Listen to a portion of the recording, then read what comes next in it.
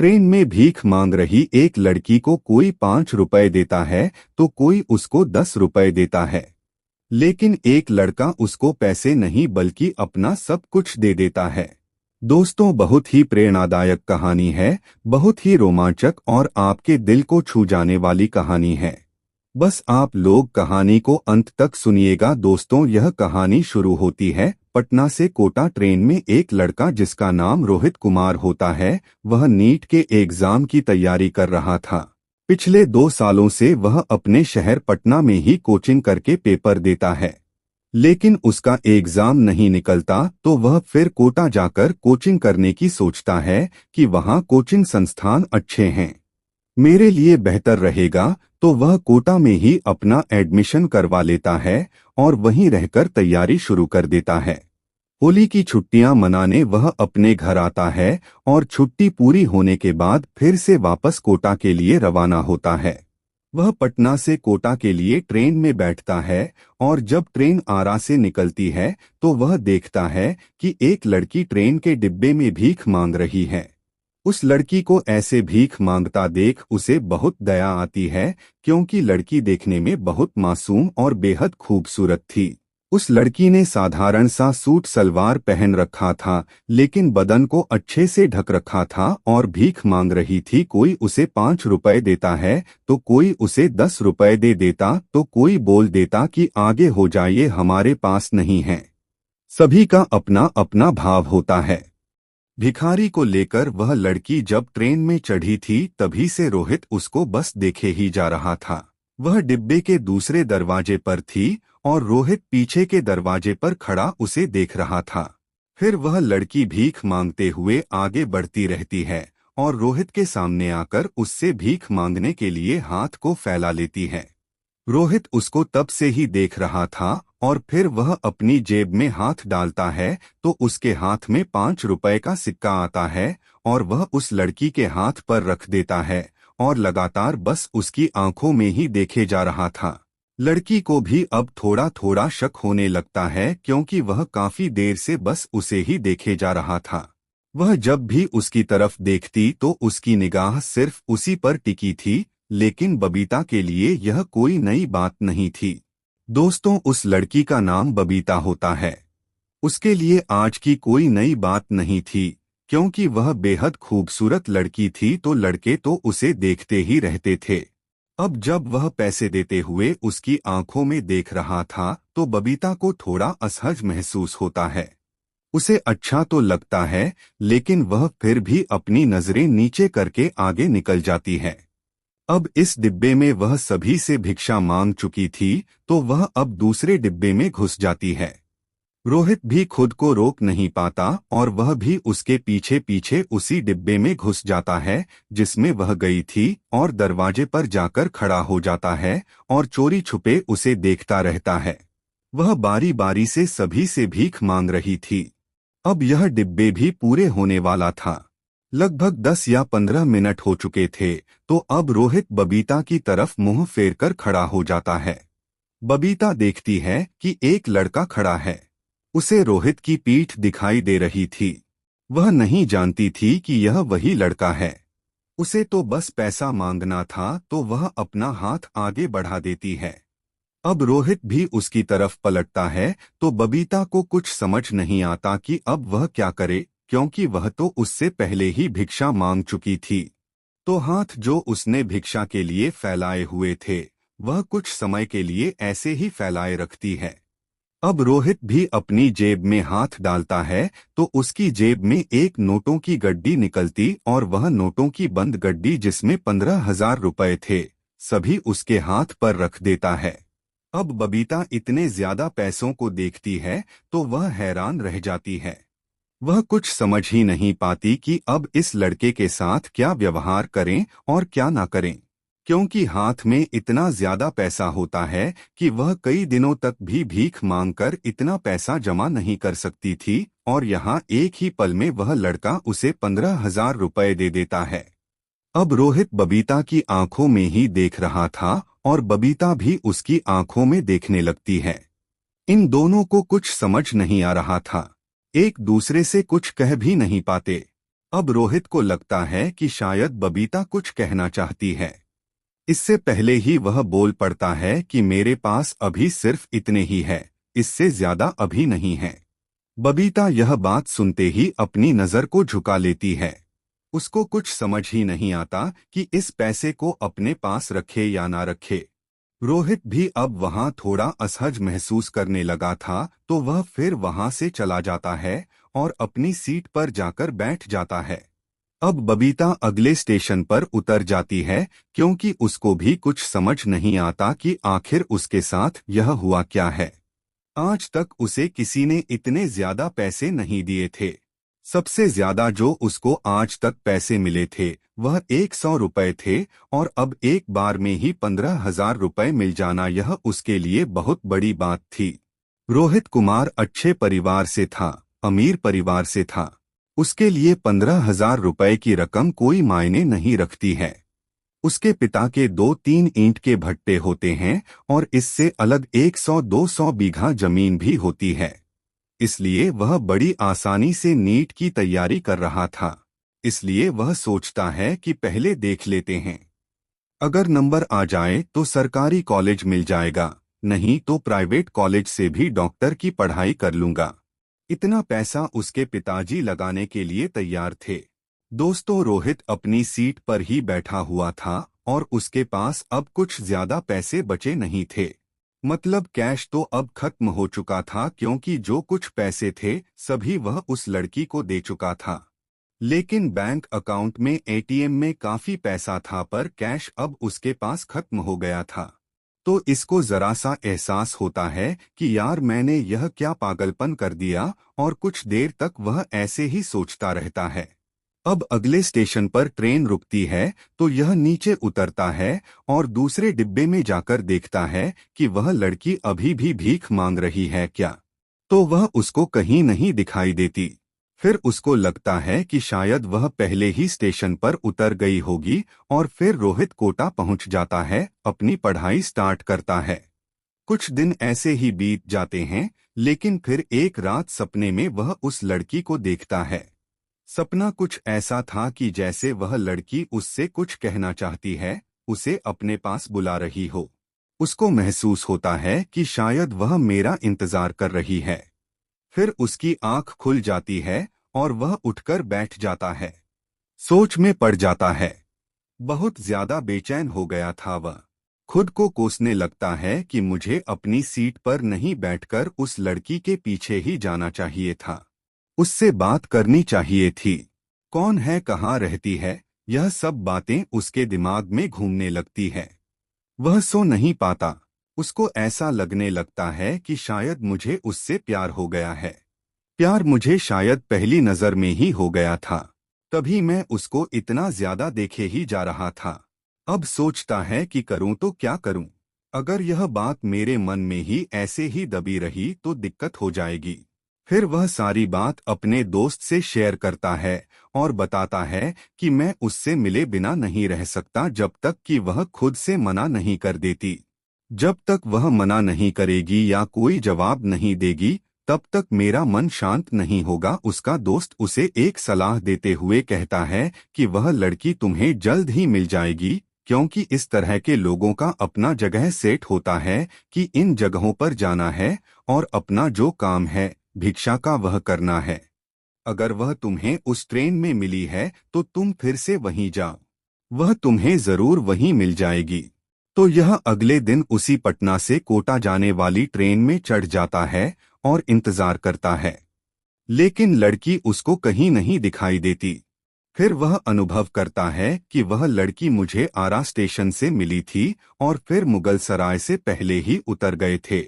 मुझे आरा के लिए ही निकलना चाहिए, शायद वह वहीं हो।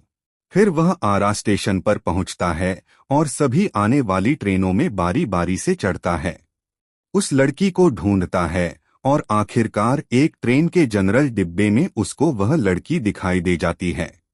वह डिब्बे में भीख मांगते हुए रोहित की तरफ ही बढ़ी आ रही थी, और जैसे ही रोहित को देखती है तो उसके चेहरे पर हल्की सी मुस्कान झलकने लगती है। रोहित भी उसको देखकर बहुत खुश हो जाता है। बबीता आगे जाना चाहती थी, लेकिन उसकी हिम्मत नहीं होती कि वह रोहित से आगे निकल जाए। फिर भी थोड़ी देर रुकने के बाद वह आगे निकल जाती है। अब रोहित उसको वहां से ट्रेन में कुछ कह नहीं पाता क्योंकि सभी लोग वहां होते हैं। ऐसे चलती ट्रेन में किसी अनजान लड़की से बात करना उसके लिए थोड़ा मुश्किल काम था और फिर यह ट्रेन के रुकने का इंतजार करता है। जैसे ही ट्रेन आरा के पास एक छोटे से स्टेशन पर रुकती है तो बबीता उस ट्रेन से उतर जाती है। बबीता सोचने लगती है कि यह लड़का 3-4 दिन पहले ही आया था और आज फिर से चला आया। उसकी कुछ समझ में नहीं आता। एक पल के लिए उसको लगता है कि शायद हमारे लिए ही आया हो, लेकिन ऐसा वह कुछ सोचती नहीं थी क्योंकि उसको अपनी हालत भी दिख रही थी कि मैं क्या हूँ, और वह तो उसको 15,000 रुपये भी दिया था। यह भी उसको याद था। लेकिन दिल है तो दिल में तो बात आ ही जाती है। अब उसके पीछे पीछे रोहित भी ट्रेन से उतर जाता है और छुपकर उसका पीछा करने लगता है। बबीता स्टेशन के पीछे से एक कच्चा रास्ता होता है, वह उसी रास्ते से लगभग 1 किलोमीटर चलती रहती है और अपने गांव में पहुंच जाती है। रोहित भी उसके पीछे छिपा चला आ रहा था। उसकी नजरों से बचता हुआ वह भी उसी के गांव पहुंच जाता है और बबीता का घर गांव के बिल्कुल छोर पर था।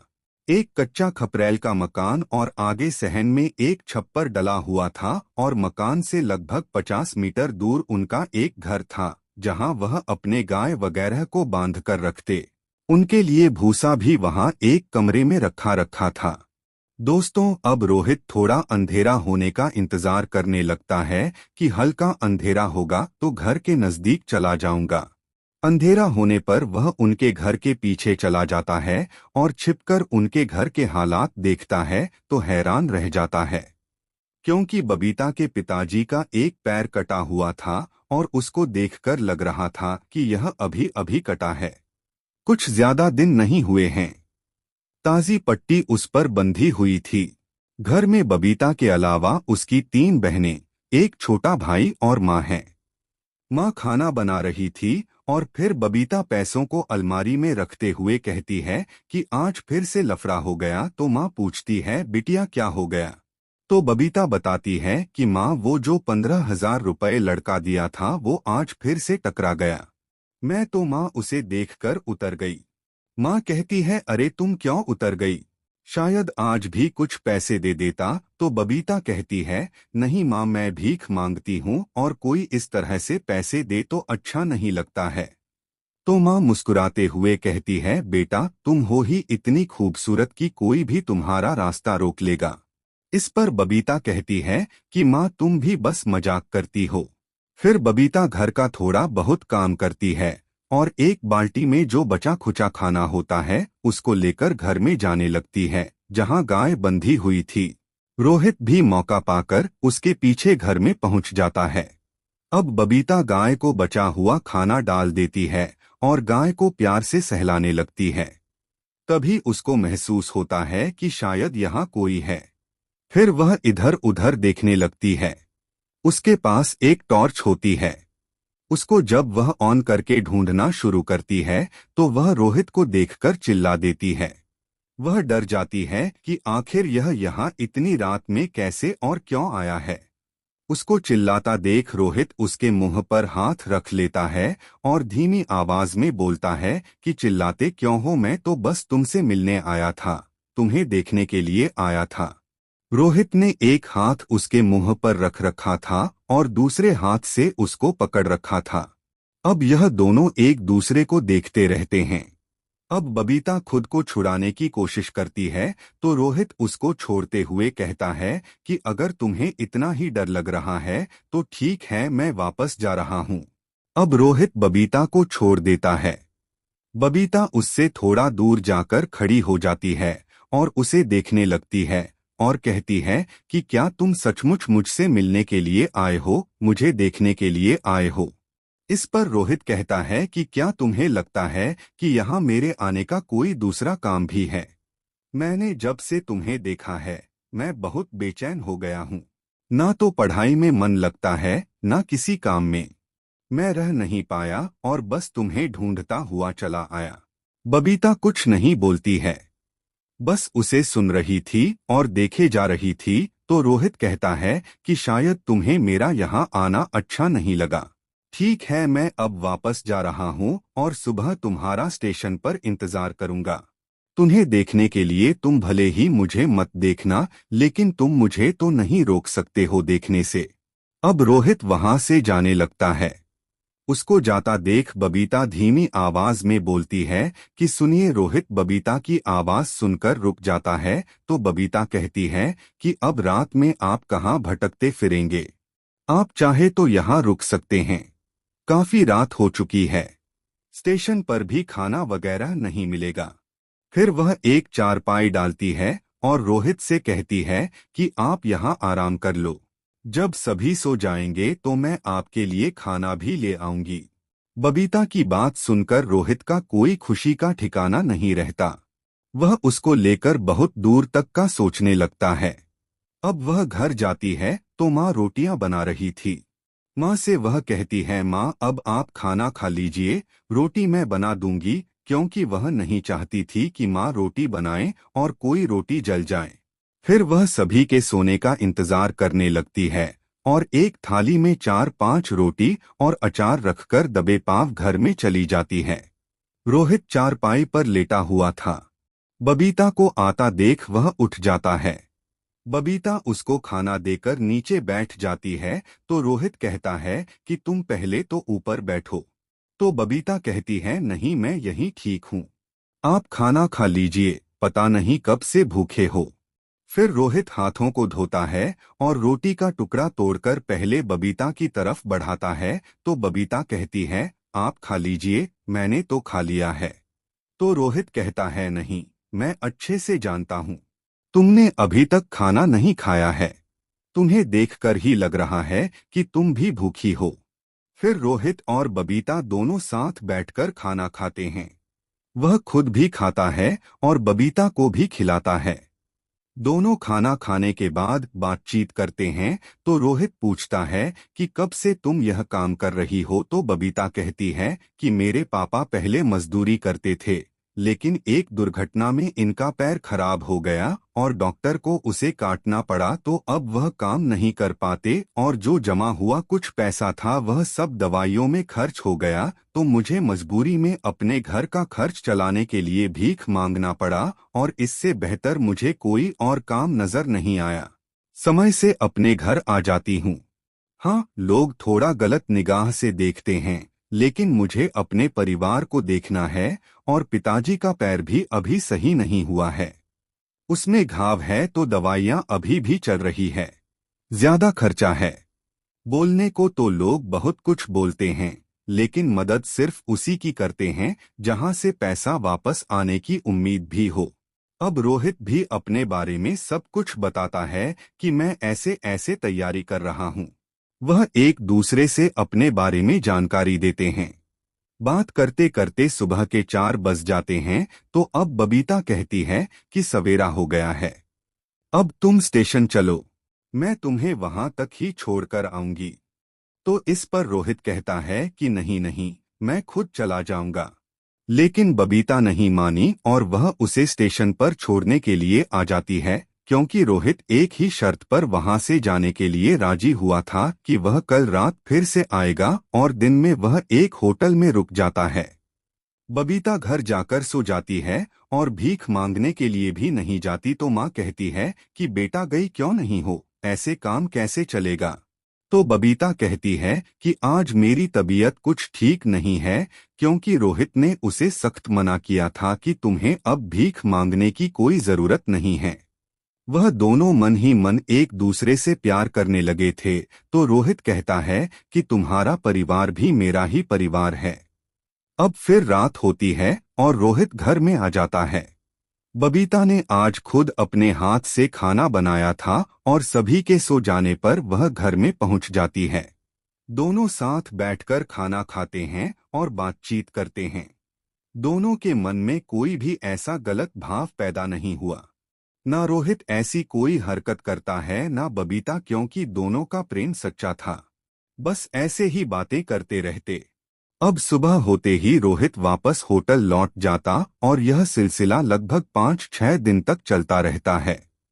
वह दिन में होटल पर खाना खा लेता और रात में तो बबीता उसे खाना खिला ही देती थी। अब 7वां दिन जब आता है तो बबीता की माँ को थोड़ा शक होने लगता है कि ना तो यह भीख मांगने जाती है और उसकी माँ उस पर नजर रखने लगती है कि आखिर उनकी लड़की क्या काम कर रही है। वह आज रात सोती नहीं है और जैसे ही बबीता खाना लेकर जाती है तो वह भी उसके पीछे चली जाती है और छिपकर दोनों को देखने लगती है। देखती है कि दोनों एक साथ बैठकर खाना खा रहे हैं। माँ फिर उनके पास पहुंच जाती है और बोलती है कि यह क्या हो रहा है रोहित। माँ को देखकर थोड़ा डर जाता है और बबीता भी घबरा जाती है। फिर भी बबीता थोड़ी हिम्मत करती है और बताती है कि माँ यह वही लड़का है जो हमें 15,000 रुपए दिया था। यह बात सुनकर माँ थोड़ा चुप हो जाती है क्योंकि उनके घर में अक्सर रोहित के बारे में बातचीत होती रहती थी। बबीता हमेशा उसकी तारीफ करती रहती थी कि लड़का बहुत अच्छा है। अब बबीता अपनी माँ से सारी बात बता देती है और फिर रोहित भी आगे बढ़ता है और कहता है कि माँ जी मैं बबीता से शादी करना चाहता हूँ और वह अपने बारे में सारी जानकारी देता है। तो बबीता की माँ कहती है कि यह सब तो ठीक है पर बेटा क्या तुम्हारे माँ बाप इस शादी को स्वीकार करेंगे। वह कहता है कि माँ जी आप इस सब की चिंता मत कीजिए, आप बस शादी करा दीजिए। यह कैसे करना है मुझे अच्छे से पता है। फिर अगले दिन बबीता की माँ उन दोनों को मंदिर में लेकर जाती है और उनकी शादी करा देती है। शादी के बाद रोहित बबीता को लेकर कोटा चला जाता है और उनके खर्चे के लिए अपने अकाउंट से पैसे निकाल कर दे देता है। पैसे उसके अकाउंट में काफी था। घर वाले हर हफ्ते पैसे डालते रहते थे। वह बबीता की माँ से हाथ जोड़कर विनती करता है कि मैं भी आपके बेटे जैसा ही हूँ तो आप किसी भी तरह से संकोच नहीं कीजिएगा। बेटा और दामाद में कोई फर्क नहीं होता है। एक बेटा होने का फर्ज मैं बखूबी निभाऊंगा। अब दोनों कोटा पहुंच जाते हैं। रोहित पढ़ाई भी कर रहा था लेकिन पढ़ाई पर उसका कुछ खास ध्यान नहीं रहता। शादी हो चुकी थी तो बस दिन भर अपनी पत्नी के साथ ही घूमता रहता। पति पत्नी दोनों बढ़िया जिंदगी गुजार रहे थे। लगभग 1.5 महीना ऐसे ही बीत जाता है। लेकिन अब कोई रोहित के घर खबर दे देता है कि आपका लड़का शादी कर चुका है या शादी नहीं भी की है तो फिर भी एक लड़की के साथ लिविंग में रह रहा है। पढ़ाई पर कोई ध्यान नहीं है, बस दिन रात उसी के साथ घूमता रहता है। रोहित के पापा यह बात सुनकर गुस्सा हो जाते हैं। वह इस बात से ज्यादा नाराज होते हैं कि ऐसे कैसे लिविंग में रह सकता है। वह डायरेक्ट अपने बेटे को कॉल करते हैं और पूछते हैं कि तुम किसी लड़की के साथ कैसे लिविंग में रह सकते हो। अगर रहना ही था तो उससे शादी करनी थी पहले। और पूछते हैं कि कौन है वह लड़की। रोहित झूठ बोल देता है और कहता है कि पापा यह लड़की हमारे साथ ही पढ़ाई करती थी और हमने शादी कर लिया है। लिविंग में नहीं रह रहे हैं क्योंकि बबीता बेहद खूबसूरत थी लेकिन इसकी जो खूबसूरती थी वह थोड़ी दबी हुई थी उसके घर के हालात के कारण। अब जब यह एक खुशहाल माहौल में रोहित के साथ रहती है फिर उसके चेहरे पर रौनक आती है तो उसके सामने किसी हीरोइन की खूबसूरती भी फीकी लगने लगी थी और सभी रोहित को कहते थे कि भाई अगर लड़की लाया है तो वह यह लेकर आया है। अब रोहित के पापा कहते हैं कि तुमने जब शादी कर ही ली है तो लड़की को घर लेकर आओ, यहाँ की भी जो रस्म रिवाज है उनको भी पूरा करना है। अब रोहित बबीता को लेकर घर जाता है और जो भी रस्म रिवाज थे सभी बड़ी तैयारी के साथ पूरे किए जाते हैं। अब रोहित के माँ बाप कहते हैं कि बेटा इनके माता पिता कहाँ हैं, तो इस पर निखिल कहता है कि पापा वह अभी नाराज है, धीरे धीरे मैं आपको उन लोगों से मिलवा दूंगा। वह ऐसा इसलिए बोल देता है कि अगर अभी इन लोगों को सच सच बता दिया तो यह लोग बहुत गुस्सा होंगे और दिक्कत पैदा करेंगे। और फिर अपनी पत्नी यानी बबीता को समझाता है कि तुम इन सभी लोगों की इतनी सेवा करो, इतना इन लोगों का भरोसा जीत लो। इनका दिल जीत लो कि यह सभी लोग तुमसे खुश हो जाएं और अपनी जान से भी ज्यादा तुम्हें प्यार करने लगे। और होता भी कुछ ऐसा ही है। बबीता बहुत ही ज्यादा अपने सास ससुर की खूब सेवा करती है। सभी की बहुत सेवा करती है। हर एक बात का ध्यान रखती और फिर एक दिन रोहित यह सब सच्चाई अपने माँ बाप को बता देता है तो उसके माँ बाप भी बहुत खुश होते हैं और उसे शाबाशी देते हुए कहते हैं कि बेटा तूने बहुत सही किया, बहुत अच्छा काम किया है। शायद अगर यह किसी बड़े परिवार की लड़की होती तो शायद ही हमें इतना इज्जत मान सम्मान दे पाती, हमारी इतना सेवा न कर पाते। फिर रोहित के माँ बाप बबीता के माता पिता से मिलने जाते हैं और उन्हें भी अपने साथ घर ले आते हैं और अब यह सभी एक दूसरे के साथ मिलजुल कर प्यार से रहने लगते हैं। दोस्तों, रोहित कुमार के बारे में आपकी क्या राय है, कमेंट करके जरूर बताइए। दोस्तों, कहानी आपको कैसी लगी यह भी कमेंट में जरूर बताना और अगर आप इसी तरह की स्टोरी सुनना पसंद करते हैं तो हमारे चैनल को सब्सक्राइब कर लीजिए और वीडियो को लाइक भी कर दें। मिलते हैं एक नई वीडियो के साथ, तब तक के लिए धन्यवाद। जय हिंद, जय भारत। दोस्तों, यह कहानी सुनाकर मेरा उद्देश्य किसी की भावनाओं को ठेस पहुंचाना नहीं है, बस आप लोगों का मनोरंजन करना है। आपका कोटि कोटि धन्यवाद।